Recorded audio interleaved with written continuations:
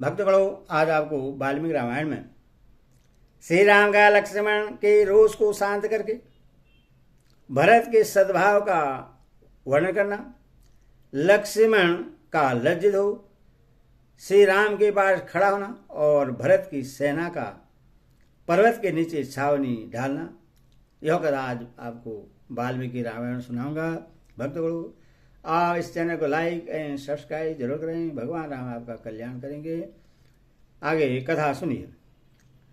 लक्ष्मण भरत के प्रति रोषावेश के कारण क्रोधवश अपना विवेक खो बैठे थे। उस अवस्था में श्री राम ने उन्हें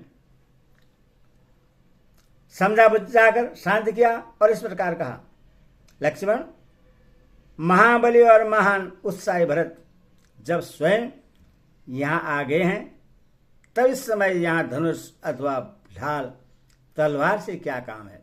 लक्ष्मण, पिता के सत्य की रक्षा के लिए प्रतिज्ञा करके यदि मैं युद्ध में भरत को मारकर उनका राज्य छीन लूं तो संसार में मेरी कितनी निंदा होगी। फिर उस कलंकित राज्य को लेकर मैं क्या करूंगा। अपने बंधु बांधवों या मित्रों का विनाश करके जिस धरती की प्राप्ति होती हो वह तो विष मिश्रित भोजन के समान सर्वदा त्याग देने योग्य है। उससे मैं कदापि ग्रहण नहीं करूंगा। लक्ष्मण, मैं तुमसे प्रतिज्ञा पूर्वक कहता हूं कि धर्म, अर्थ, काम और पृथ्वी का राज्य भी मैं तुम्ही लोगों के लिए चाहता हूं। सुमित्रा कुमार, मैं भाइयों के संग्रह और सुख के लिए ही राज्य की भी इच्छा करता हूं और इस बात की सच्चाई के लिए मैं अपना धनुष छूकर शपथ खाता हूं। स्वामी लक्ष्मण, समुद्र से घिरी हुई यह पृथ्वी मेरे लिए दुर्लभ नहीं है, किंतु मैं अधर्म से इंद्र का पद पाने की भी इच्छा नहीं कर सकता। मानव भरत को, तुमको और शत्रुघ्न को छोड़कर यदि मुझे कोई सुख मिलता हो तो उससे अग्निदेव जलाकर भस्म कर डाले। वीर पुरुष पर भरत बड़े भ्रात भक्त हैं। वे मुझे प्राणों से भी बढ़कर प्रिय हैं। मुझे तो ऐसा मालूम होता है भरत ने अयोध्या में आने पर जब सुना है कि मैं तुम्हारी और जानकी के साथ जटाबल का धारण करके वन में आ गया हूं, तब उनकी इंद्रियां शोक से व्याकुल हो उठी हैं और वे कुल धर्म का विचार करके स्नेहित हृदय से हम लोगों से मिलने आए हैं। इन भरत के आगमन का इसके सिवा दूसरा कोई उद्देश्य नहीं हो सकता।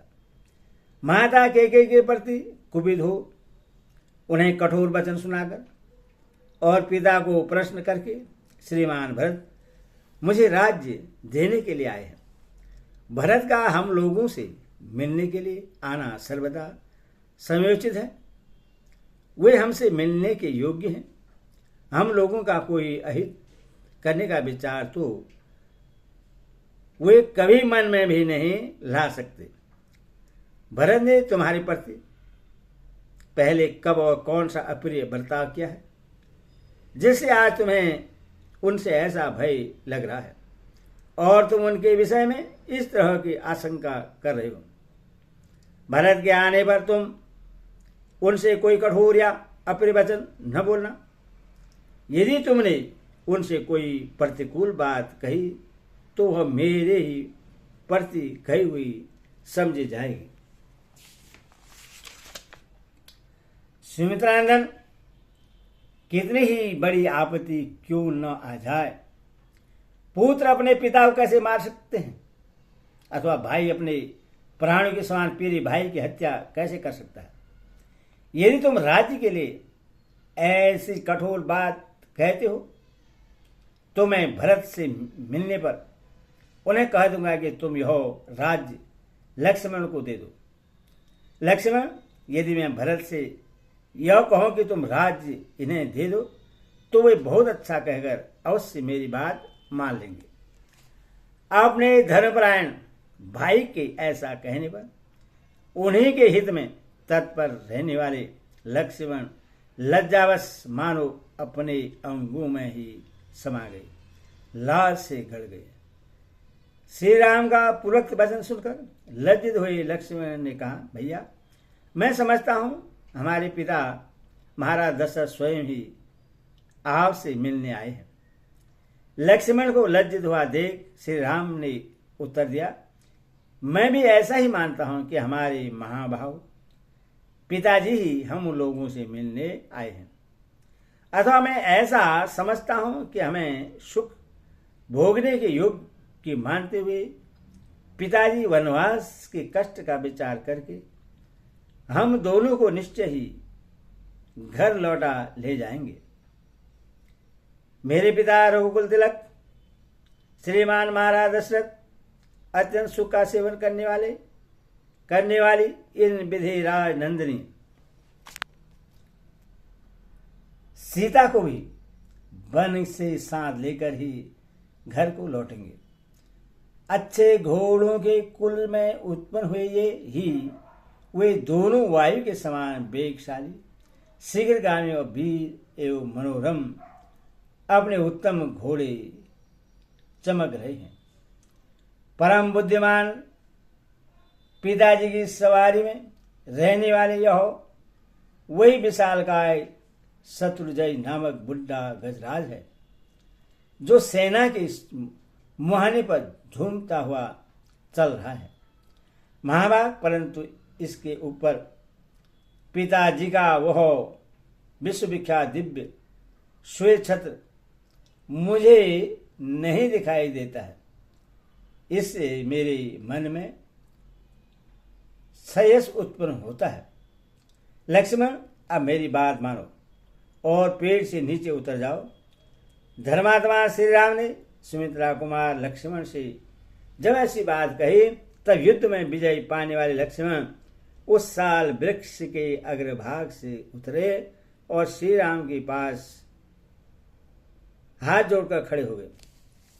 उधर भरत ने सेना को आज्ञा दी कि यहाँ किसी को हम लोगों के द्वारा बाधा नहीं पहुंचनी चाहिए। उनका यह आदेश पाकर समस्त सैनिक पर्वत के चारों ओर नीचे ही ठहर गए। उस समय हाथी, घोड़े और मनुष्य से भरी हुई इक्ष्वाकुवंशी नरेश की वह सेना पर्वत के आसपास की 1.5 योजन 6 कोस भूमि घेर कर पड़ाव डाले हुई थी। नित्य के भरत धर्म को सामने रखते हुए गर्व को त्याग कर रघुनंदन श्री राम को प्रश्न करने के लिए जिससे अपने साथ ले आए थे, वह सेना चित्रकूट पर्वत के समीप बड़ी शोभा पा रही थी।